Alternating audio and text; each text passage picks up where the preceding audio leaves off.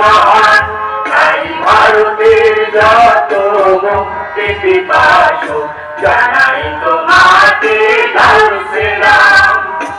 উত্তীর্ণের সর্বহারা কণ্ঠে জোগাড়ে মুক্তির গান, লাঞ্ছিত আজ শোষিতের বুকে জাগাইলে তুমি নূতন প্রাণ। তুমি ভারতের নবযুগ আশা, সিদ্ধাস ঘোষ তুমি সুমহান, তাই ভারতের যত মুক্তি পিপাসু জানাই তোমাকে লাল সেলাম।